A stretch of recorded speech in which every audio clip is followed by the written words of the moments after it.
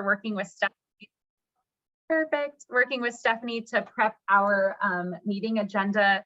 So Nate, I'll go ahead and pull up the agenda and just kind of review it, and then maybe we'll go through welcoming. But I didn't know if you had any welcoming remarks that you wanted to share before I kind of go through our plan today. Well, I just will say that you already know this and Stephanie already knows this, but the rest of the people don't know. I've had this dark cloud following me around with the truck subcommittee. On the last meeting, June 2nd, I was prepared to spend the whole day preparing for it. I wound up chasing over 3 counties and 8 pharmacies looking for a COVID prescription that Kaiser had sent to me. Oh, I started at 10 a.m. in the morning. I got the prescription at 7:30 at night. And of course, I missed the meeting. And then the 3 days leading up to today, I've had one thing after another. I lost my backup computer. And then yesterday, I misplaced my power cord for my primary computer, which I'm using now, which cost me a whole day of researching for today's meeting. And so I got everything up and running about 2 o'clock this afternoon. I've been researching furiously, so I'm working from behind. I expect when we get to the next truck subcommittee meeting, I can be the lead co-host as I'm supposed to be. Well, I know I'll speak for others. I'm sure they'll agree. We just appreciate all of the work you have put into it. I don't want Nate to undersell himself. He has been super responsive to coordinating on scheduling agendas and preparing. So Nate, I appreciate all the work you do.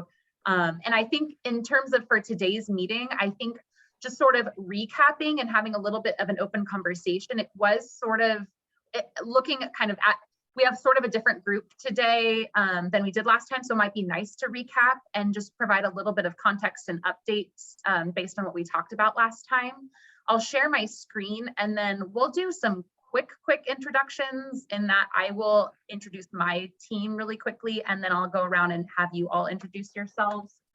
But with that, it's right here. I'm gonna also see, and this is one of the people I'll introduce you to is Eric on my team. I'm not sure if Eric, can you go ahead and drop this link in the chat so folks can follow along after I'm done sharing my screen. This is the agenda. If you hadn't seen it already, we'll do a little bit of introductions. We're going to quickly review or even just spend some time. Actually, there's a lot of great notes from our last meeting and really our last 2 meetings that we'll review and talk a little bit about some of the decisions, or not decisions, but rather some of the detailed guidelines that we went over last time. We have, based on some of the action items, we want to start a discussion on outreach and options for prioritizing small businesses, which was a really big sort of concerted effort last meeting, as well as wrap up and next steps. And we specifically put here so folks knew that it was one of our next steps. Last meeting, there was a specific ask that at an upcoming meeting, we invite some other partners doing some similar work. And so we put that as an action item for next step. Of course, we can take other next steps and other action items, but we wanted you to all see this as one of our planned action items. So with that, I am going to stop sharing my screen. I'll just really briefly introduce my team. So I'm Jessica Olson. I'm the Director of Community Strategies and Resources. We have a variety of folks that we bring to all these meetings because they all sort of serve a different purpose. I do have one new addition to my team. So I now have specifically a team of 2. So in addition to Stephanie Ng, who you know very well, I now have Eric Salas, who is joining us today. And he's the one who you'll start to see kind of coordinating some of these subcommittee meetings. I have Brian Dodds and Janine Tackett. They are both from the incentives team. Brian's the manager and Janine is the supervisor over the truck program. And then I also have Juan Luis Carranza, who is from our outreach team. And since we're talking a little bit about outreach today, we felt that was important to have him with us. So with that, maybe from there, I'll just call on folks to quickly introduce yourselves and then we'll get started. So I'll start with Matt. Oh, I'm already off mute. Look at that. Matt Holmes, Little Manila Rising, coming out of Stockton. Love the idea of cleaning up trucks and having locals drive them. And do I get to pick somebody? Sure. Yeah. I'm going to pitch it to Mr. Brian Dodds. All right. Thank you, Matt. Well, I'm Brian Dodds. You can't really see me there, but there I am maybe. And program manager in a grants and incentives department and worked on truck related projects for quite a while now, and happy to participate and hope we can help share some information here. And why don't I send it over to Scott? Hi, good afternoon. Scott Wall with the California Air Resources Board. I am the AB 617 liaison through the program to the community of Stockton. And I will hand it over to Margot. Hi, I'm Margot Prouse, a resident in the AB 617 boundaries, chair of the local Sierra group, and pleased to be on this committee. And although I'm no expert on anything, so just good to be hearing what's going on. And I'll send it to Jonathan. Hey all, Jonathan Pruitt, in the Environmental Justice Program Corner, Catholic Charities. Let me turn it over to Naji.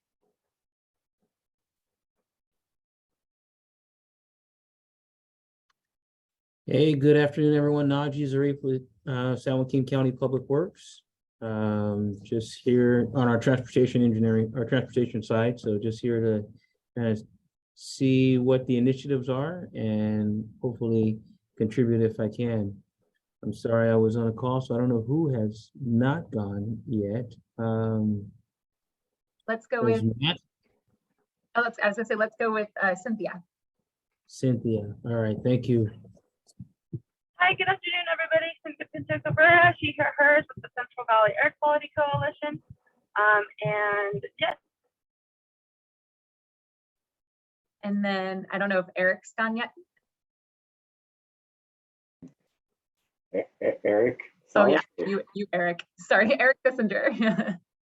Yeah, I'm Eric Bissinger. I'm with the California Air Resources Board, CARB. I'm the Enforcement Division, Community Outreach. Good to see everyone. I'll kick it over to Eric.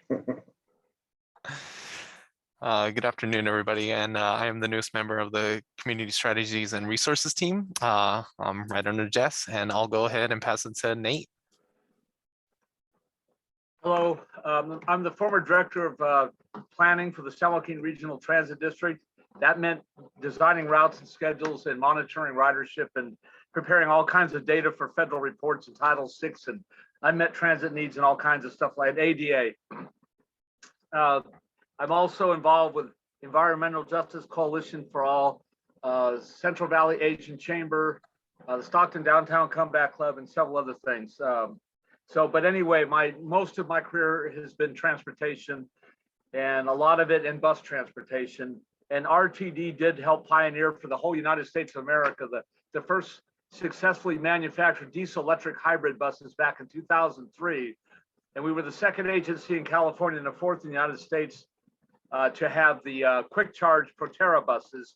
The trend now is going to induction charging and even more so to overnight depot charging with extended battery buses. And all of this technology is roughly the same technology used for trucks and heavy duty vehicles and locomotives. Oh, I don't know how else. I don't know. There's a person named Mark. Maybe I should pass it to. Yes. Oh, Mark. no, that's the We would love, Mark, if you would like to unmute and please introduce yourself. Hello, everyone. Mark, I'm the interpreter with NorCal Services for the Deaf. I've been interpreting these AB 617 meetings since its inception, so happy to be here. Thank you, Mark. I think, did we get to everyone? I don't know if Janine or Juan Luis have unmuted. There we go. Yeah, I didn't technically go other than your wonderful introduction of myself, but I'll go ahead and jump in. Janine Tackett, supervisor in grants department. I have been here at the district for about 15 years in grants the entire time and have been working in some capacity the whole time with heavy duty on-road. So I'm currently the supervisor over all of our heavy duty on-road programs, except for school buses. I'd handle all the trucks and then some of the AB 617 and air filtration programs. Mm-hmm. And then Juan, it's you. Thanks, Janine. Hello, everyone. This is Juan Luis Carranza, Senior Communications Rep here at the Valley Air District. I'm part of the Outreach and Communications Department and pretty much supporting the implementation of AB 617 in the city of Stockton. And with that, I think Jonathan has not gone yet. So, Jonathan. Nope, I've already gone. Yeah, he went right before Najee, I believe. How about Scott? I think he already did. Oh yeah, I remember Scott. See, I think Juan Luis, I think you were the last one. You're lucky last, save the best for last. All right, so what I'll do is I'm gonna pull up the Jamboard, which is how we've been taking notes the past few times. I'm also happy to I'll drop in the chat. I'm super happy to share if it's easier for folks to pull it up on their own and see as we add some notes to this. And I'm also going to share my screen for those that maybe that makes it easier. I'll go ahead and sort of summarize, and then Nate, please feel free to jump in if there's something that I'm missing to characterize our last meeting. So just to quickly summarize, maybe high level for those that maybe haven't joined us in a truck subcommittee meeting. There are essentially 4, originally it was 3, and then we added this orange one, which wasn't originally part of the subcommittee to the subcommittee. So 4 measures within the SERP that have something to do with heavy duty trucks that are a part of this subcommittee. We hope to, at an upcoming meeting, talk more in depth about heavy duty truck measure 1, which is the truck rerouting near the Port of Stockton. We did have the subcontractor who's working with the port at our first subcommittee meeting. And we are hoping at our next one in September to bring her back to provide an update. So I'm just sort of putting that on the agenda as a parking lot item to let you know that that is happening. And we would love to have this committee, especially, I know folks have heard updates at the Port Outreach Committee, but not everyone attends those. And through AB 617, this is certainly a big part of figuring out what the outcome is and what the next steps could be. I'm going to skip really quickly to HD3 and HD4. We talked about both of these. HD3, we would also like to talk about at an upcoming meeting regarding some partnerships that some of our CSC members have been a part of. In particular, there is a group we talked about at our meeting called Watt EV, and their mission is to provide electric charging infrastructure for heavy duty trucks. And so that will really help us target this measure. And again, we're hoping to schedule and bring those partners at an upcoming meeting. And then similarly, we haven't really yet talked about, but at an upcoming meeting, we can certainly agendize HD4, which is truck idling plugins. So I'm focusing today a little bit based on our last meeting on this one in orange, which is the measure to replace 50 heavy duty trucks with electric and near zero, but hopefully focusing primarily on electric where possible technologies. And so at our last meeting, we had a lot of great notes that we shared about sort of what we wanted to prioritize and a few action items. And I'll kind of essentially the 2 action items we'd like to discuss today that we'll get to later on the agenda are sort of how we do outreach and how we discuss options for prioritizing small truckers. And the reason we think this is the most imminent and most important piece is because, as Janine shared at our last meeting, and I'm happy to bring up the tables that we discussed in depth if anyone wants to see them, but as Janine shared in our last meeting, we actually have our truck program available now. We have updated our program guidelines. It provides incentives that help incentivize and get folks into electric trucks with a pretty substantial support. It definitely aims to target the heaviest emitters by providing more incentives, the more cost effective the project is. And it's something that we went through a few scenarios, if you recall, for those that were available last time, on sort of how those different scenarios work out for folks that are maybe smaller fleets. And I'm going to really quickly pull up that for a quick example. And if anyone has questions, I'm sure Janine would be happy to walk through this once more. But essentially, we talked about how prioritizing small fleet truckers is already a little bit baked into the system in that it provides more funding for folks that don't own like dozens and dozens of trucks.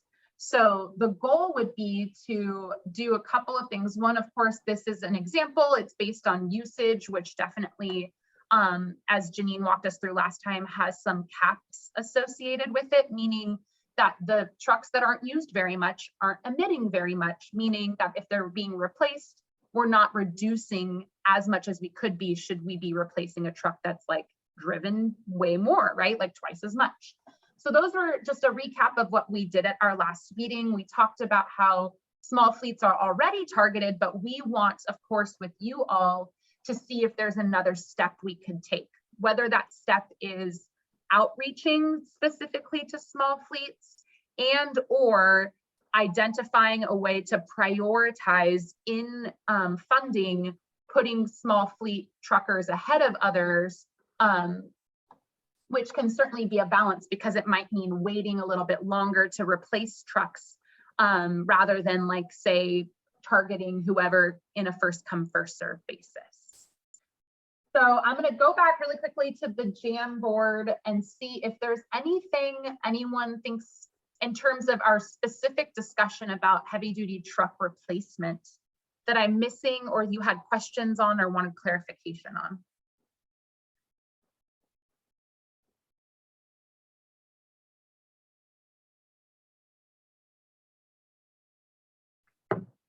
Go ahead, Matt. Sorry, it took me a second to see Yeah, your hand. no, I appreciate all these comments on here make a ton of sense. I don't think I need any clarification. I'm trying to think about how to prioritize. You know, it's difficult to have somebody who's too busy driving a truck to find the time to come and navigate an administrative process. But as many of you probably know, we've partnered with CARB's Enforcement Division and done an intervention at Boggs Tract with the CHP and managed to pull over 456 trucks in a non-enforcement framework, sort of an education stop and frisk, for lack of a better phrase.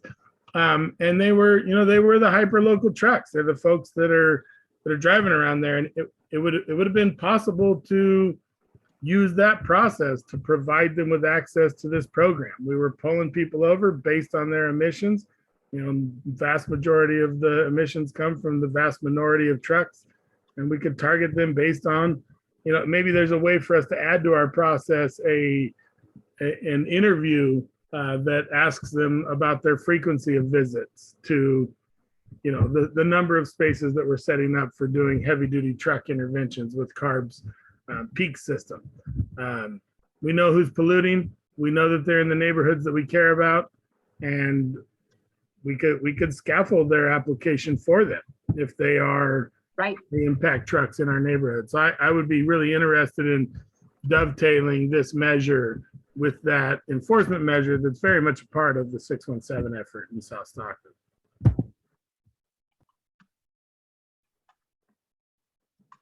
I think those are both great suggestions. And I know obviously we have a CARB enforcement person here that I'm sure would support that. And, I think this is exactly what we're looking for. What's definitely, you know, we have our process, and I know that we've also partnered and done kind of joint outreach with these types of things. But I think to your point, in this particular case, there's a very specific population of trucks that we're targeting. And it sounds like obviously they would align with the population of trucks we're targeting for enforcement. And so I think that makes a lot of sense. Go ahead, Margo. Oh, sorry.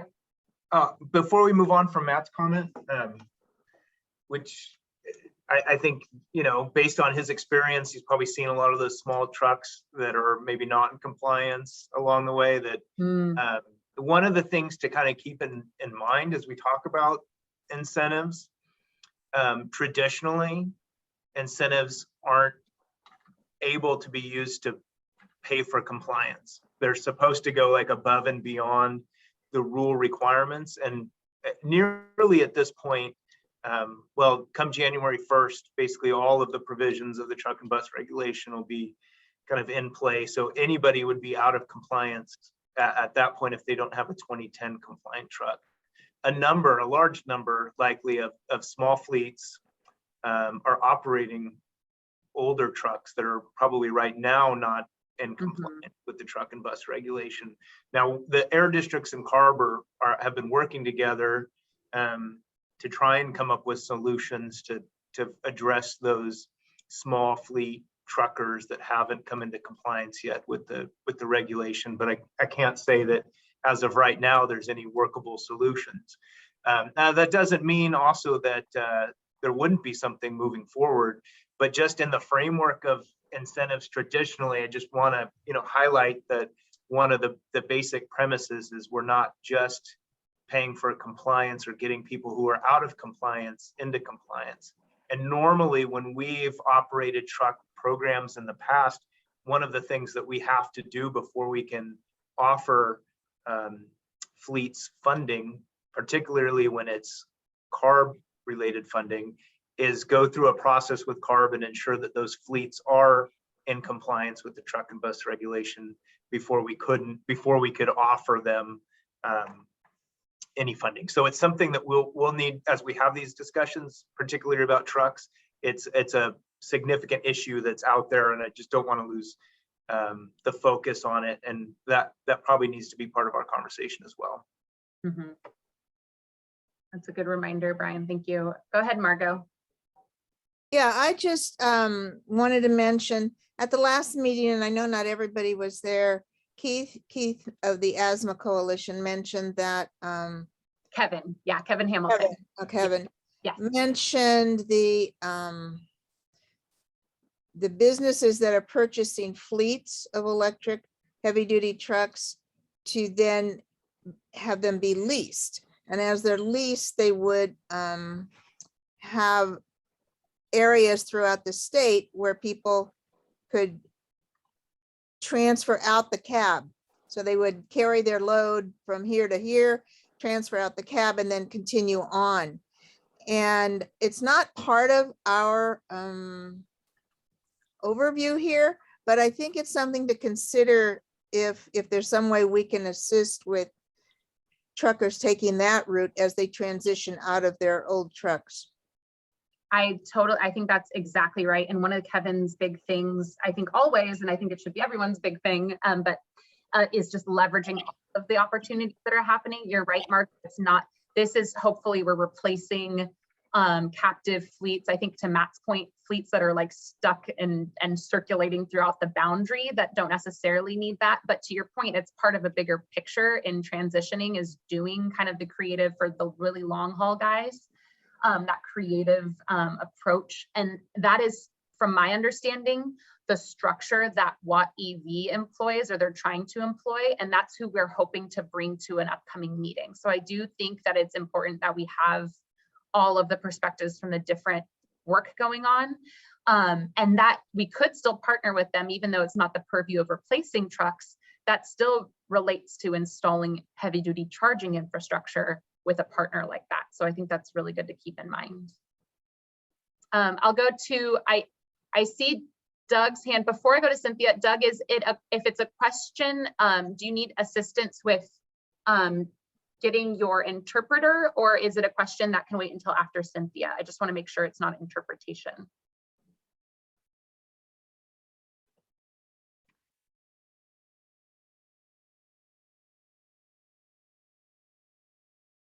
I will speak for myself, okay? Oh. Can you hear me now? I can hear you. I was just asking, I'm going to go to Cynthia. I was making sure your question wasn't an interpretation issue. And then we'll come to you. Yeah, that's okay. Okay. Thank you. All right. Yeah. Yeah, thank you. I just wanted to make sure that I understood what Brian was saying. Did I hear you correctly, Brian, that you said that the money for this enforcement measure is so that the trucks don't, is it necessarily for meeting compliance? It's for going above and beyond. I just want to make sure I heard that correctly. That's the general principle that incentive funds have followed. And I was typing a response to Matt's comment just now as well. And I do think it's a bit of a gray area for 617 funds, and that there is some flexibility with 617 funds, but there are also requirements within the community air protection guidelines that point to Moyer, and which requires compliance in order to receive funds. So that doesn't mean that's the be all end all. And this is certainly a very hot topic of conversation throughout the state, and likely a big topic as part of the CARB's IPAG work group that's been going on over the last several months as well. I don't think there's a super crystal clear answer, but I also don't think it's clear that non-compliant fleets would be able to participate in this program as the guidelines are currently written. So the CARB might have some feedback on that, or maybe through this process, our recommendation Right. could involve some of that.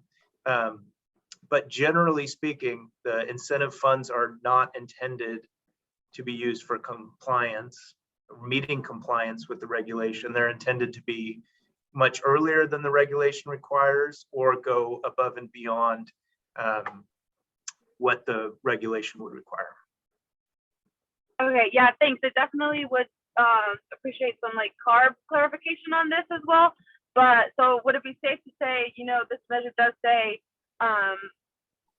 zero where available, but doesn't that technically go kind of against what then you're explaining right here? So prioritize zero emissions first and then the near zero, right? Just want to make sure that's how we're all understanding like this measure. So the priority is zero emissions, and then if there's no way we can do it, right? Is that how I'm understanding it? Yeah, and I think that's separate than Brian's issue, because neither zero nor near zero are required. The requirement right now is is this true, Brian? Correct me if I'm wrong. The requirement right now is a 2010 compliant truck, and near zero is still 90% cleaner than that. But yes, to your point, Cynthia, we are still near zero, prioritizing zero emission where possible. The where possible being for fleets that are interested and able to employ and purchase the zero emission fleets, which, as we talked about in a couple meetings ago, we just know aren't as readily available as the near zero. But yes, 100% to your point, which is separate from compliance, is that we are targeting electric where possible and prioritizing electric where possible. And then Brian, and I did hear this, and I'll write this down as an action item, we will double check, but as the guidelines that are currently written for CAP, which point directly to what's called the Moyer guidelines, requires that a fleet be in compliance, or at least that the fleet cannot get a truck that gets them into compliance past the compliance state, meaning if they need to already be there, we can't just pay for them to be compliant. Both of those things said, I'm wondering, Brian, to maybe Cynthia's point, would either way, if they're going to zero or near zero, wouldn't both of those things be beyond whatever the requirements were anyway, or is it a little more complicated than that? No, it's not. Those would both be beyond what the regulation would require. It's just what we've seen is a lot of small fleets are already out of compliance, and come the end of this year, anybody who hasn't upgraded to a 2010 compliant truck will be out of compliance. So meaning even if they wanted to say replace their 2009 truck with an electric truck, as of right now, is that not allowed? Would it have We'd have to do it. We'd have to do it like right now. I see. Okay, so that's more what he means. So maybe, I don't know if that helps clarify for folks. It's not the fact that they're going to something beyond, it's the fact that they weren't already committed to the rule by the deadline, and that they would be replacing a non-compliant truck. Okay, I see a thumbs up from Cynthia, so I think that helped. What we'll do though, kind of just hearing that question and knowing, as Brian said, this is kind of an equity question I think that's come up across the state, is we'll keep checking in with CARB on sort of if this question has come up elsewhere, and if we do maybe run into that issue as we roll out this measure, find that that's our biggest barrier, is that some of these small fleets that we're targeting that are hyper local, that are in the port area, aren't in compliance, then maybe that is sort of, okay, we work with CARB and see what's possible. And Jessica, could I just hop there? I don't want folks thinking that we are being suspiciously or strangely silent, but that's a different group in our incentives group, and we unfortunately don't have anybody from the incentives group here today to really speak in depth to that. So I will also actually internally go to our incentives liaison for Stockton and make sure that that they're aware that this conversation is bubbling up here as well. So appreciate it, Scott. Cynthia, I don't know if your hand is still up. I'm happy to take another question. Oh no, I'm good. I think I just need to lower it, but that's. I'll lower it for you. Thank you. You're welcome. Douglas, I know your hand got lowered. Would you like to answer or ask your question or provide some feedback? And you're muted. I don't know if you're trying to talk, Douglas. Hello, can you hear me now? Yeah. Okay, the thing I'm more concerned is that the regulation. I would like to see enforcement be on topic on the priority list instead of incentive, because I would like to see truck driver be enforced by who?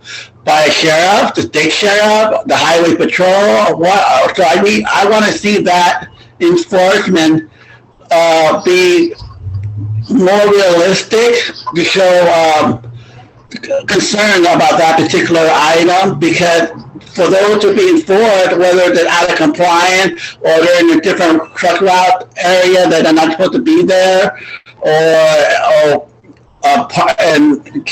whatever, then the truck is not air quality polluted, or whatever it may be, it needs to be enforced. I'd like to see that's a priority in order to enforce those type of thing. So that's all. Thank you. Douglas, you bring up, and I'm so glad Eric Kissinger is on here to hear this. We were just coordinating for, there is, and I know it's odd to separate the two, and maybe we can rethink this, but we do have an enforcement and regulatory subcommittee. And one of the first topics that we've outlined is to talk about on-road enforcement with CARB. And we actually have a coordination call with them. And one of the things was, what are committee members interested in seeing? And certainly we want to do that outreach to set up that meeting. But to your point, Douglas, we do want to hit on, and in that subcommittee, one of the actions from the district side as well as CARB side is enforcement of the anti-idling regulations, as well as, of course, enforcement of just all of the statewide mobile source. Oh, Thank you. yeah. So I what just we'll do count is like 1 minute, okay? What we'll do is we'll go ahead and make sure that that note is sent over for the, oh, I don't know if Doug, if you're talking again, I'm sorry. Doug, you're muted if you're talking to us. I'm not sure. Maybe. All right, I'm not sure. So either way, I will pass this note along to the CARB enforcement and district enforcement staff as we prep for that enforcement subcommittee meeting. And maybe what we do is, knowing there's obvious overlap and intersection, we can have a brief update on that item at this subcommittee for the next meeting, since it's obviously related to heavy duty trucks. So we've really already kind of segued. I don't know, Nate, if you have any thoughts. We're already definitely taking really good notes on the outreach for prioritizing small truckers. Maybe, I don't know if this is related. It's sort of something Matt's already shared. But one of the things we also wanted to get from you all, and I know a lot of you do this work already, is how to partner to do outreach partnerships with the community. I know that that Cynthia shared some of her experience, just like her lived experience in sort of some of the circles that some of the trucking kind of small business folks work within. That might be some of the people that we can use to do some of that outreach. I don't know if anyone has thought about or has any thoughts or questions for us about best ways to do some of this outreach, in addition to some of the great concepts we've already heard today about, you know, some of the targeted outreach.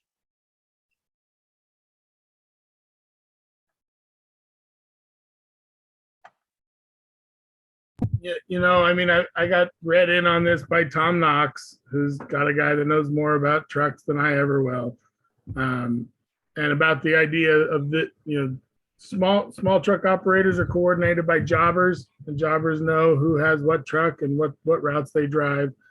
You know, I mean, in a perfect world, we would have an RFP where a jobber pays trucks to come in and get analyzed for appropriateness for these measures, but I don't think we can pay for a non-compliant truck to participate in a public process. So we were trying to crack this nut, but there are, maybe what I'm bringing up here is that there are people who understand the truck driving population better than anybody on this call that might be able to help us more surgically target incentive opportunities. And I don't know if that's the jobbers distributing information or facilitating applications for most appropriate trucks and drivers. Matt, are you saying jobber? Yeah, jobber. I know it's a It's craft slang. Yeah, so basically a lot of the single owner operators will work with a kind of like a dispatcher. That jobber get the jobs and then the truckers call in and say, hey, I can take a load. What do you got? They go, well, I got this load going to XYZ location. It pays this amount. Great, I'll take it. And they go out. So it's kind of this means in which they can access available jobs without having to be in direct contact with the companies that they're hauling for. It goes through like this contractor. And there's a reason for that, because the jobber knows whose truck's out of compliance and lowballs them when their truck's out of compliance. And so, those are the drivers we want to help. And I don't feel bad about helping some vulnerable person trying to keep their truck on the road. Mm-hmm. I remember these conversations, and I think there would be really popular support across the CSC for having a radically inclusive strategy to support those types of truck drivers. I just don't know, Brian's going to probably say you can't pay somebody whose truck's not compliant to come work with us. Well, I'm not going to say it. Well, I mean, you probably know why we couldn't. I don't know.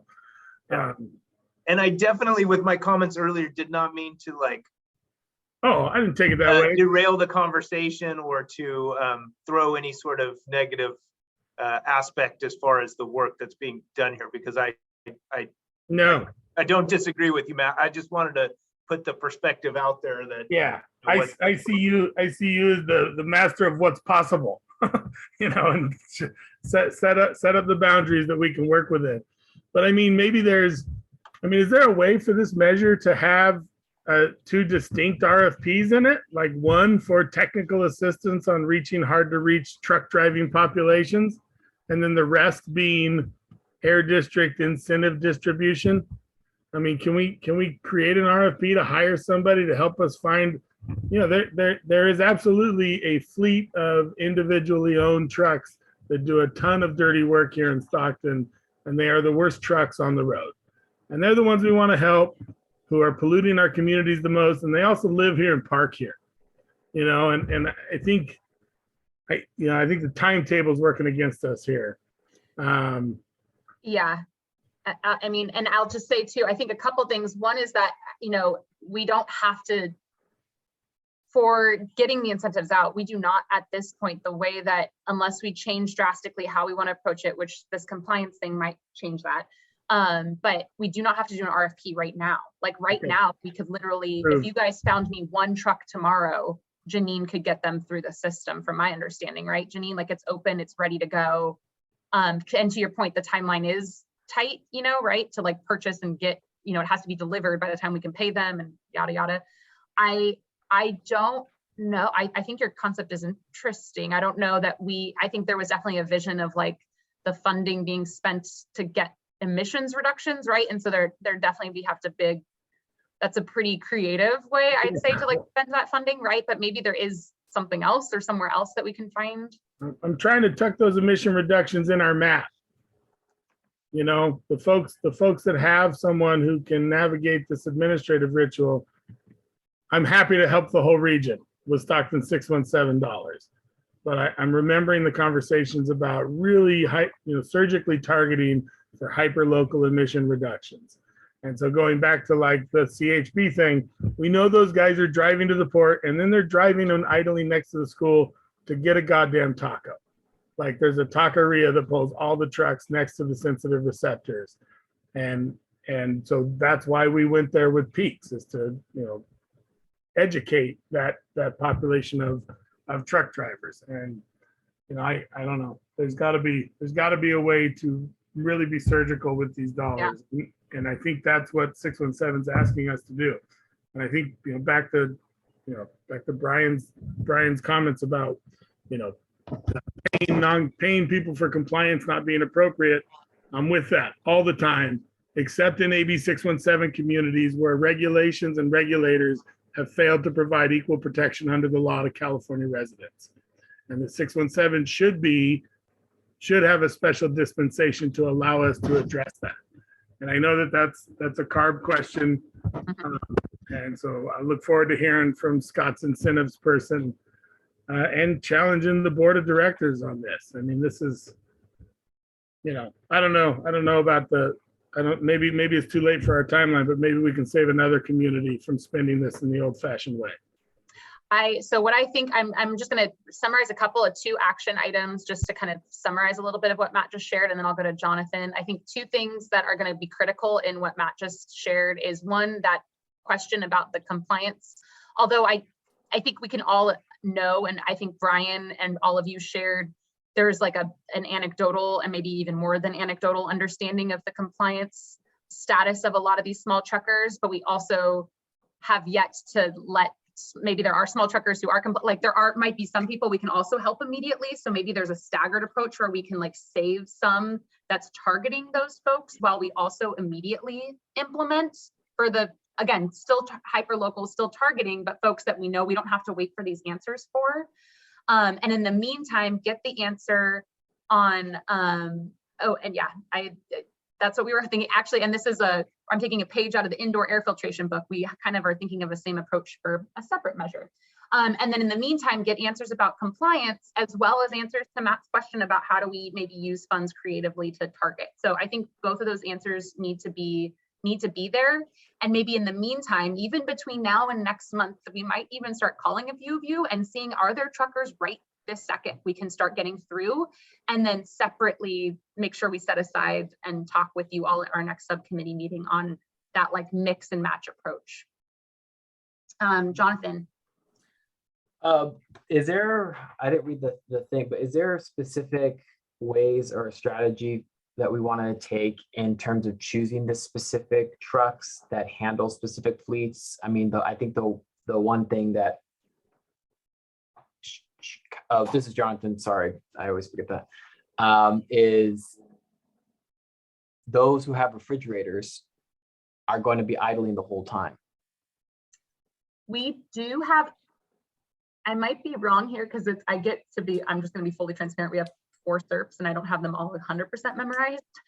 I think, and I might be wrong, we also have a TRU measure to replace truck, but I might be wrong there. We have it in another SERP, so I might be totally off base. But yes, to your point, Jonathan, we can even creatively, if we don't, talk a little bit about how there is funding available for replacing the units that idle, because usually sometimes there's separate units that run the refrigerator, and those can also be electrified separately than the truck. Usually it's like an auxiliary unit. Yeah, because I mean, yeah, it's been hard trying to find individual truckers. I mean, I see them driving, and yeah, if I had the time, it always is the time where, or it's always a situation where I don't have time to actually go to this, let me just go up to their door and be like, hey, what company do you work for? Hey, here's an incentive. I mean, that'd be weird. But one of the businesses I've spoken with is it works at a signing company. Unfortunately, it's not a heavy duty truck. Mm-hmm. They need medium duty trucks, and they need one that has a lift. And those are typically the ones that are PG&E lifts, the same that PG&E uses. He is in the boundary zone, and he's a small business owner. I mean, everything's, hitting all the marks here. The guy has right now, he's just trying to replace it. He's having to rent the new medium, because unfortunately he bought these 2008, 2009 medium duty trucks, lifts, and DMV did not give him. They told him to park it. And he put all of his money into that, like his savings into this thing, and find out he got messed because 2010 and newer. Now what he's trying to do is he's renting the trucks, the medium duty trucks from a company. And renting, you're not going to get anywhere with. You're renting, you're wasting money. And so he's trying to find out what are some incentive programs that are available. And I'm like, listen, you have one, but I know it's heavy duty. I'll try to figure it out, but like, it just sucks. I mean, this guy's a small business. The guy's hardworking. He's in the boundary zone. He's off of Airport Way, or off of Martin Luther King, or Charter Way. That's the other word. I think it's Charter Way. And the guy has employees, and it's trying to figure out how we can work with him. But that's just the recent small business story that I have. Hey, And Jonathan. I'm sure it could be the same. Oh, Yeah. sorry, Jonathan, this is Janine. The current truck program does cover class 4 through class 8. So I kind of just wanted to jump in real quick and clarify, because sometimes when people reference heavy duty, they're really referencing a class 8, like the big truck. But the program and the funding does go all the way down to a class 4, which would be, if I was to put it into like make model terms, a Ford F450 is a class 4, a 550 is a class 5. So I'm a little curious if it has a lift, and you referenced like a PG&E truck. Those are usually class 4 or class 5 trucks. They're actually considered a medium heavy duty, and likely could be considered under the current program guidelines. In the particular situation you outlined, I would be a little bit more concerned about the fact that he's nearing his final compliance date. The trucks aren't able to be registered and haven't been used because of that. So establishing historical usage and actual emission reductions on a replacement would be the challenge under the current existing Carl Moyer program guidelines.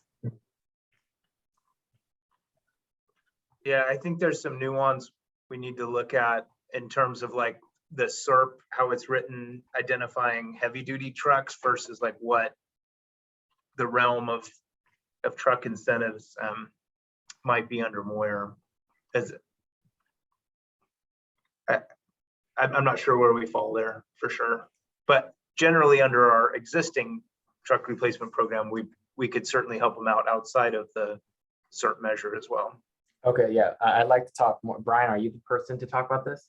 It'd be best to talk to Janine. Okay, cool. I'll reach out to you. Janine, can you put your contact info? Absolutely, I'll drop it in the chat. The main issues that Janine brought up are going to be the big ones. Is there a compliance time frame to get it done, and then if the truck isn't really being used a whole lot, it's going to impact how much of an incentive the person would ultimately be eligible for. But we're happy. The best thing to do is have people call us, and we could talk through whatever situation that they've got, see what options exist. And maybe we'll just summarize what that last 2 sentences that Brian just said is as you start to do this work, or if you're already doing this work, or you're about to do some of this work throughout your other like efforts in the boundary, have people call us. Some of these questions sometimes, and we understand, right? Like the guidelines are written, it's a big statewide sort of guideline program that we adopt to our own program. I know they can be complicated, especially if it's a small fleet that's maybe never gone through this type of work. Talking directly to folks on Janine's team is the best way to get that information and know if you, don't let people kind of discount themselves already out of that. So I think that's just like that's a blanket statement, I think, for all incentives programs. But I think to obviously do better than that, I'm not saying that's our outreach plan, is that we come up together with that outreach plan at our next meeting. We start to talk about it a little bit. I've written down 3 action items I'm going to share really quickly, and then I'll go to Jonathan's hand that's raised. The first, I kind of try to create like a little, these are all related, but the first is we are going to work with CARB, and Scott's already committed to getting that answer about compliance status and ability to fund. An example being if someone who's supposed to replace it with 2010 by the end of this year wants to replace their 2009 truck next year with an electric truck. Is that available? Is that possible? And if not, is there something we can do about that? In the meantime, one of the actions is maybe we start to reach out now. At our next meeting, we can even figure out what sort of like set aside funding we can have for reaching out immediately for folks that maybe are compliant, that are small truckers, and start to get them through the process because it's available now. And then separately, I guess more to answer kind of questions in between this is we at the district by our next meeting will kind of explore, maybe have some more thoughts together on Matt's interesting suggestion about using the funding for sort of targeted outreach efforts. So I just wanted to summarize that really quickly. We have a couple more minutes. I'll go to Jonathan. Yeah, I try to have the guy actually call. So this number was familiar. I remember it because I actually saved it on my phone. Yeah, the guy, he owns a job, and it's so hard for him to call throughout the day. He doesn't have like a grant person, and I know some of these other companies have grant people to be able to look for these grants. And so, I mean, the guy is so busy. He oversees 5 employees. So it's having to figure out the communication strategy. You know, when you call them, is it something where he can call even in the evenings or something, or no? Is it always going to be 9 to 5? Is that equitable? We start working. I don't know, Janine, on your team, do people start at 7 a.m.? I think. Yeah, I do have a couple. In fact, our program senior does start at 7 a.m. And then we have staff here until 5:30. And we could always address via email if he is able to put in, send us an email after hours with his questions. We could always work. It's not quite as efficient, but we could definitely work in that capacity as well. And then from my understanding on our end, we don't have we're not closed at lunch or anything. Most people in the incentives team, there's always coverage. So even at noon or 12:30, we're not closed for a lunch period or anything. Correct. We always have somebody, including myself, available during the lunch hour. Okay, great, guys. I'll work him on this. We have 3 minutes left. I sort of summarized our next steps. I will just offer, and we'll work closely with Nate on this. Maybe I'll look for confirmation on this. I'll make a statement and you guys tell me if I'm wrong. I think that some of the actions and discussions we're having today are a little more time sensitive than the other, bringing the other partners in. And I'm wondering if September is a good time to follow up on our discussion today, with perhaps October being a good target for the other partners. If that's, I'm seeing sort of nods. I'm at least not seeing heck no's. So sweet. And like I said, we'll work with Nate closely to develop our next agenda. And of course, follow up with Carb on some of the actions as well. All right, well, have a fabulous evening, everyone. And I really thank you. This was a really, really good meeting. I thought there were some good ideas. We'll share the notes out with everyone. Before everyone goes, I don't know, Nate, if you will be at the next meeting, or the meeting tomorrow night. We are hoping, just so you all know, the meeting tomorrow night, we're going to have probably very little time because we're expecting a really robust discussion about incentives. We might have small time relegated for standing updates. So what we'll do, Nate, is if there's a lot of time, go ahead and we'll have you share an update. If there's not, we might just email out updates if that's okay, unless we think there's something super pressing. But since we didn't really have any action item today, I think we're just going to be, oh yes, understandable, Matt, no worries. I think we're just going to be emailing out updates based on our great conversation plan for tomorrow. So just letting you know. Hey, I'll be in Fresno though. I was going to say, and is that at Fresno City College? Is that I haven't even gotten that far ahead. I just know I have to leave town before. Or is it here? I know there was a minute it was going to be here, so I'm not sure which one. But I'll sort that out. Awesome, awesome. Well, happy to have you down here in the central part of the valley. Yeah, come out. We can throw stuff from the crowd. Ooh, I'd like it. I'd like it. Not at All right. Stockton. Oh, there he is. All right, I will see you all later. Thank you so much. All right.